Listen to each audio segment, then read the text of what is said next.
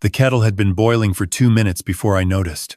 I was standing at the kitchen window, watching the neighbor's dog sniff along the fence line the way he did every morning, and I just stopped.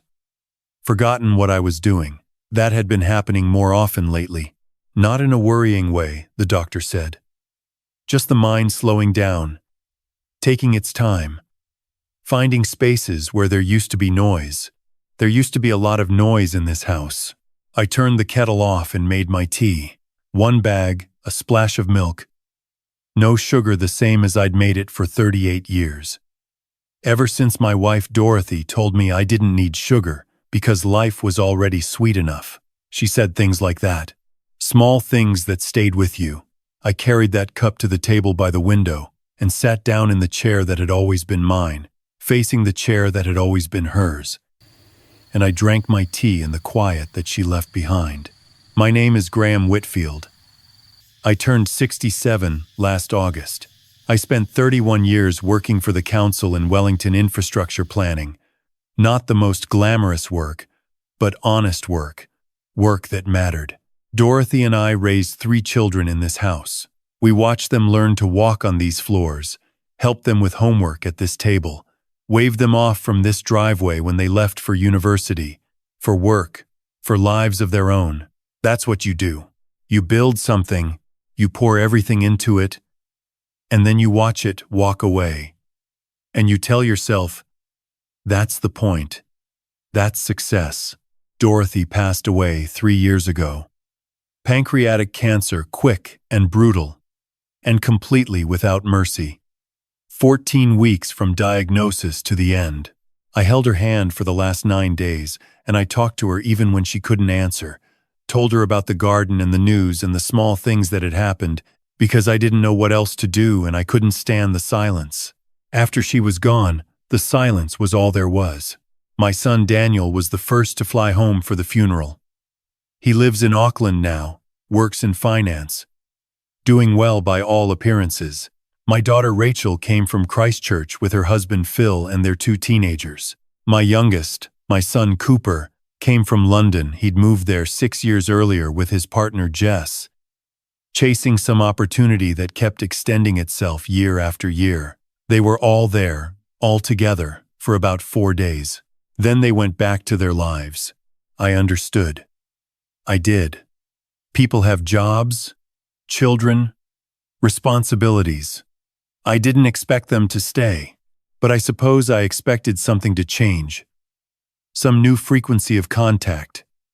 Some acknowledgement that their father was now alone in a house built for 5. Some shift in how often the phone rang. The phone didn't ring much more than before. In the first year, I told myself grief had a shape, and I was moving through it. In the second year, I started to wonder if the shape I was moving through was something else, not grief exactly, but a kind of invisibility. The feeling of being someone who mattered less now that the person who made you matter most was gone. I want to be clear about something before I go on, because I think it's important. I was not a perfect father. I worked long hours when the children were young. I missed school plays and sports days. I could be impatient, distracted, too focused on providing to notice the smaller things. Dorothy compensated for my absences in ways I didn't fully appreciate until much later. She was the one who remembered birthdays and organized Christmases and kept the family woven together. When she died, that thread went with her. I tried to pick it up. I called each of them every Sunday for the first 6 months. Sometimes I got through. Sometimes I left voicemails that weren't returned until Tuesday or Wednesday. Sometimes not at all.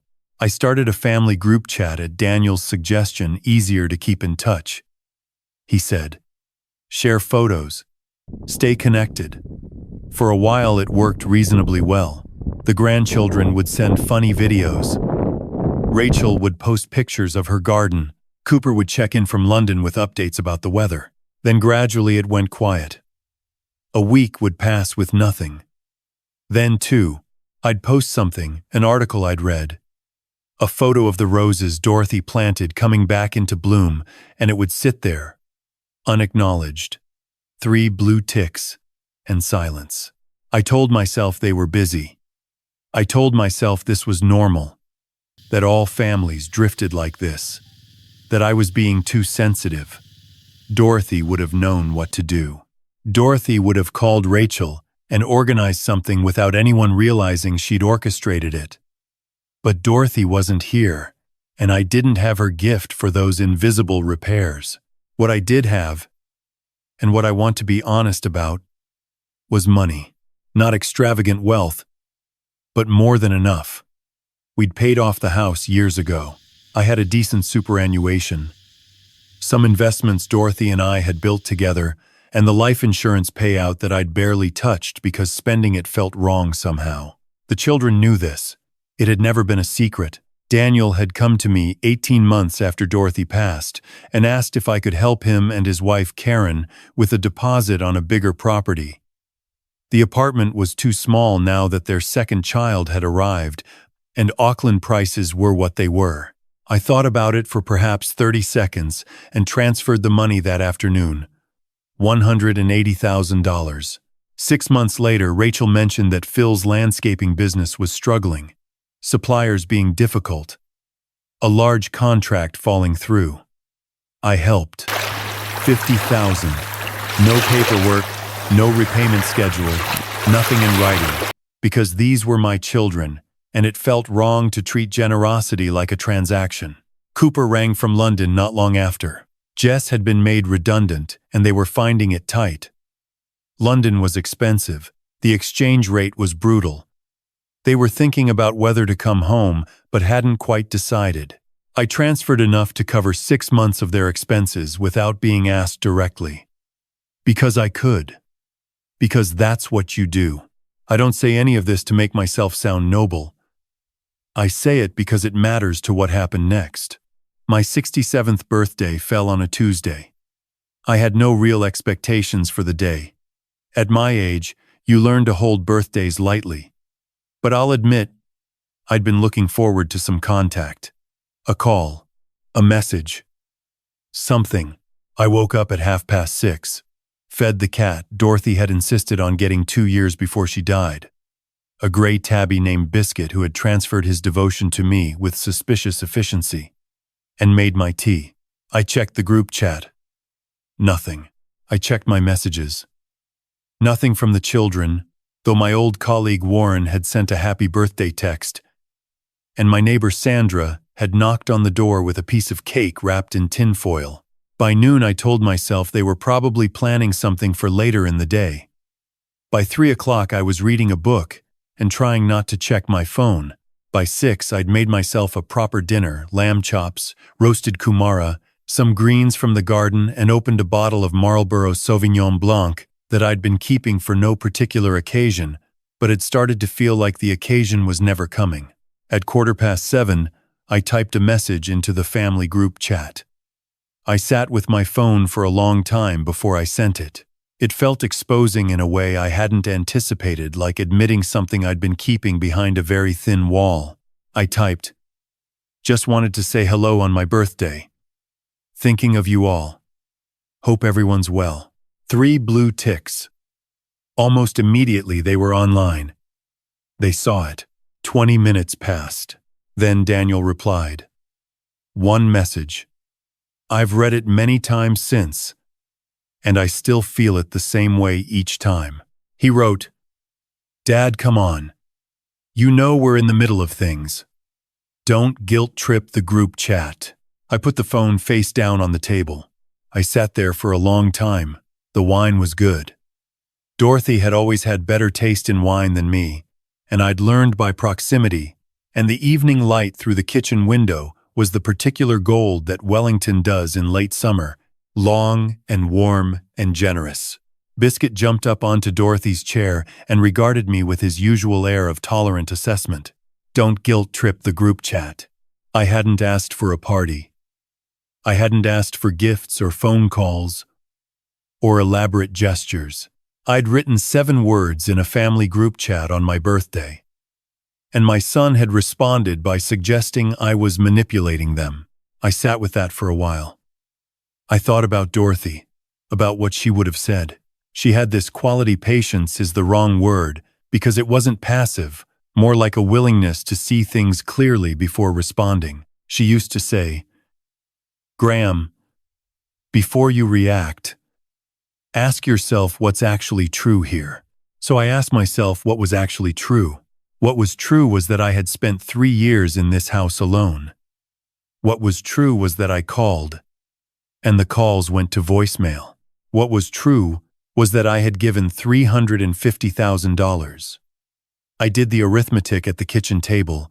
It shocked me slightly, even though I knew the number to my children since their mother died, without conditions, without paperwork, without so much as a conversation about whether it was wise. What was true was that on my birthday, 7 words in a group chat had been characterized as a guilt trip.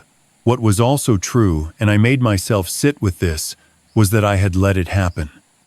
I had kept giving because giving felt like connection.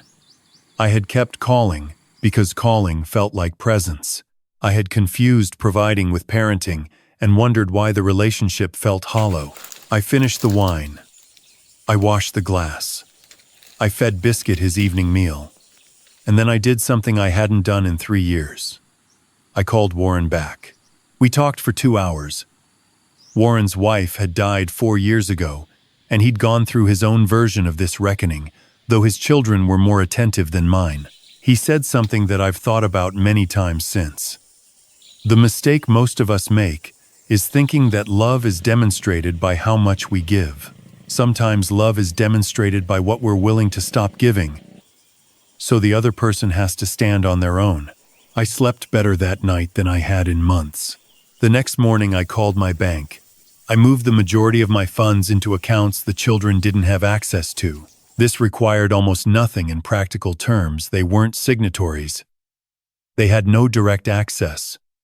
What I'd been doing was simply transferring money when asked. To stop, all I needed to do was stop. I also called my solicitor, a calm and efficient woman named Patricia, who had been handling my affairs since before Dorothy died. I told her I wanted to update my will.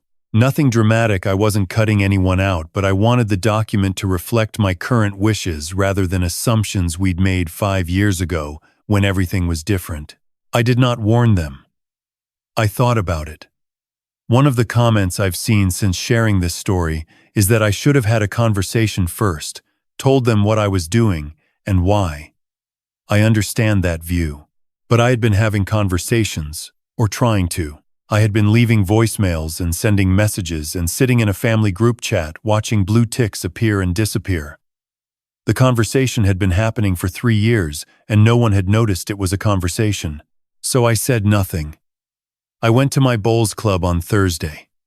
I had Warren over for dinner on Friday. And we watched the rugby and argued companionably about the line-out.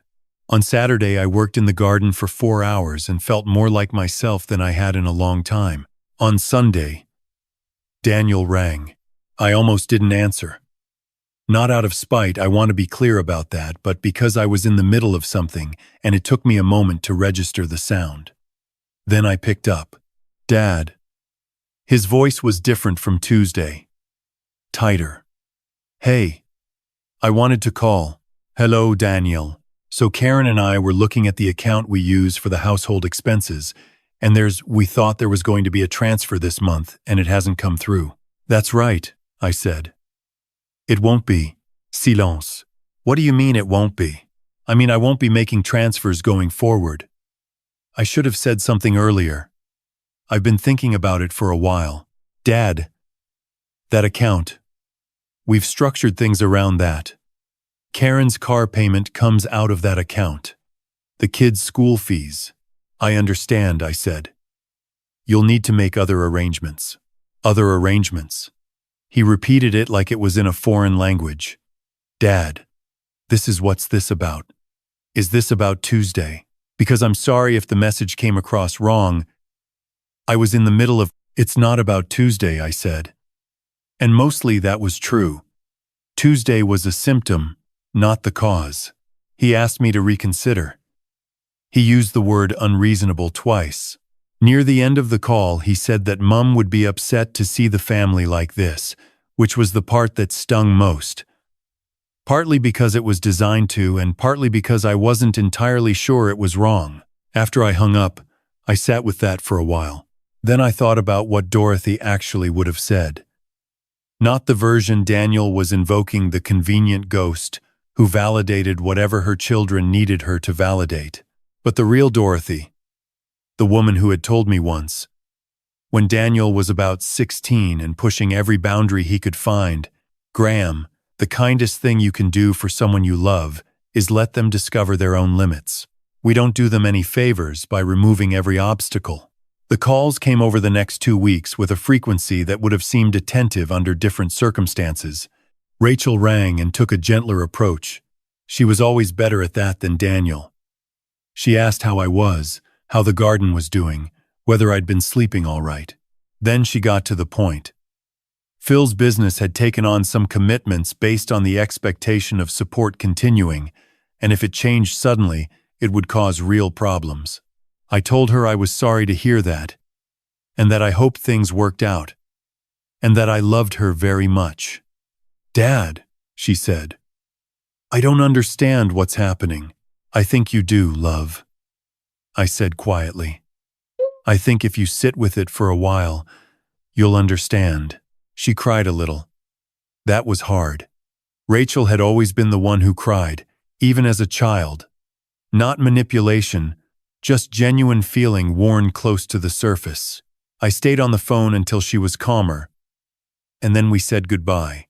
Cooper rang from London, 12 hours ahead or behind, I can never remember, and he was the most direct of the three. He always had been.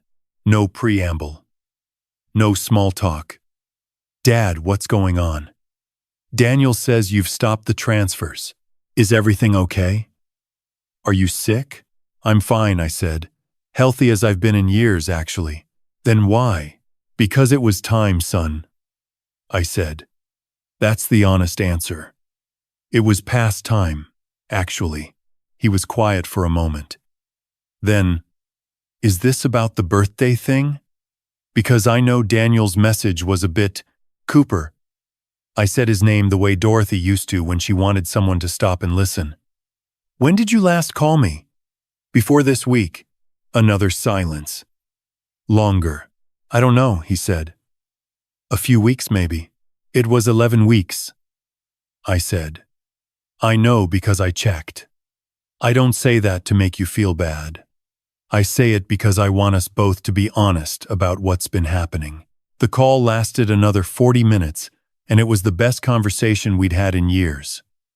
That's the thing I didn't expect, that stopping would open something up rather than close it down.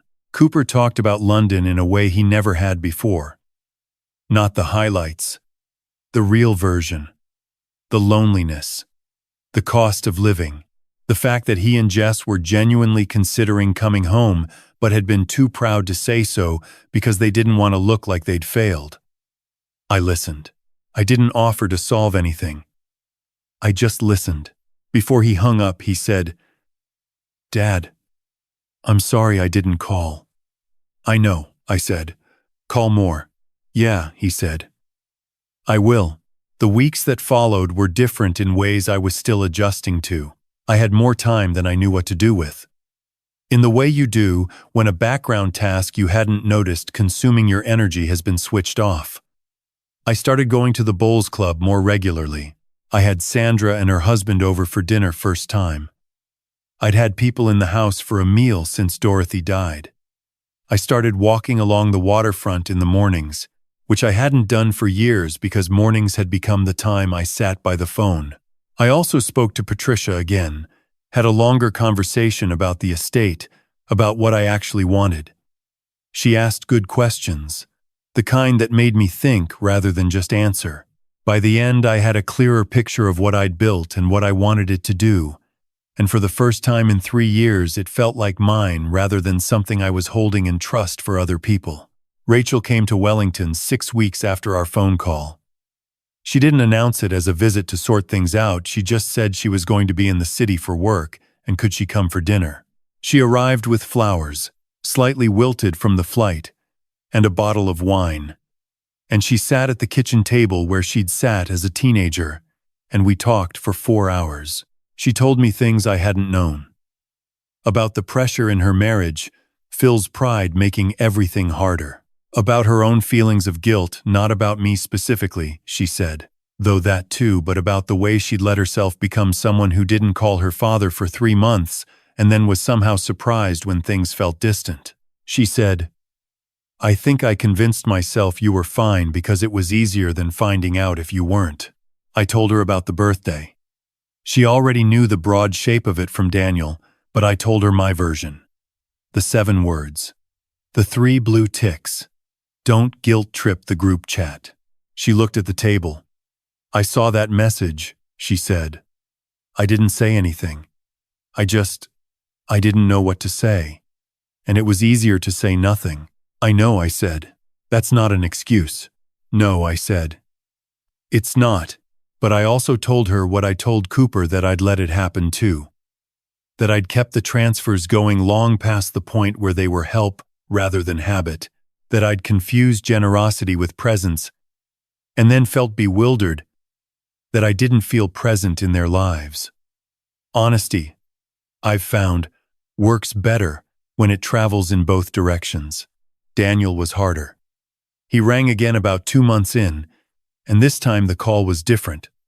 Less about the money, more about something else he was working through. He'd talked to Rachel. He'd talked to Karen. He admitted that Karen had said some things that surprised him, that she'd wondered for a while whether the financial support was actually making it harder for them to grow up into the family they wanted to be. Her words, not mine. But I wasn't going to argue with them. He didn't apologize for the birthday message directly, not in words. What he did was ring me the following Tuesday. For no reason, just to talk. And then, the Tuesday after that.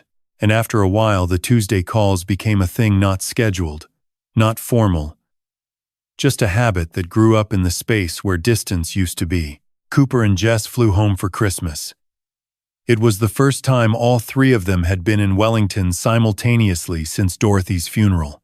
I cooked a roast that took most of the morning, and the grandchildren ran in the garden until they were exhausted, and someone found Dorothy's old Christmas records and put them on the player, and for a while the house was full of exactly the kind of noise I'd spent 3 years missing. After dinner, when the children were watching something in the lounge and the adults were still at the table with the last of the wine, Daniel said something I've thought about many times since. He said, "Dad, why didn't you just tell us you were struggling?" I considered the question carefully. "I didn't think I was struggling," I said. "I thought I was being low maintenance." Rachel laughed, that same quick laugh she'd had since she was small. "You were low maintenance to the point of being invisible," she said. "I know that now," I said. Cooper was looking at the table. "We should have noticed without being told," he said.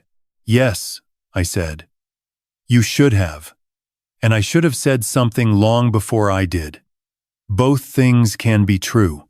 That's what I've learned, if I've learned anything worth passing on. That love between parents and adult children is not a fixed thing. It needs to be actively tended, from both sides. And when it isn't, it doesn't disappear, but it goes underground, and things grow in that underground space that are harder to shift the longer they're left. I spent 3 years shrinking myself and opening my wallet and calling it love, when what I was actually doing was avoiding a harder conversation about what I needed and what I was willing to accept. And I've learned that setting a boundary, even a painful one, even one that causes disruption, is not cruelty. I have heard that word from Daniel and from people in the comments of videos like this, and I want to be direct. Stopping financial support that had become an entitlement is not cruelty. It is respect. Respect for myself. And, if I'm being generous, which I try to be, respect for them too. Because we don't help the people we love by removing every difficulty from their path. We help them by trusting them to navigate difficulty, by believing they're capable of it. Dorothy believed that. She was better than me at living it. I got there eventually. I want to say one more thing to anyone who recognizes themselves in this, any parent listening to this. who has felt invisible, who has told themselves that the silence is normal, that they're asking too much by wanting contact, that the best they can do is stay quiet and keep giving. You are not asking too much. Connection is not a luxury. Your presence in your children's lives has value that has nothing to do with your bank account. And if the only time the phone rings is when something is needed, that is information. Not ingratitude information about a dynamic that has grown in a direction none of you consciously chose and that all of you have the power to change. The hard part is being the one to say something first. I was 67 years old before I managed it. I would rather have learned earlier. But I am glad, in the end, that I learned it all. Biscuit is asleep on Dorothy's chair. The roses came back this spring better than they have in years. I've been more attentive to the garden than I used to be, paying attention to things that need tending rather than assuming they'll manage on their own. It turns out most things, given the right attention, find a way to bloom again. That's enough for now. Thank you for listening.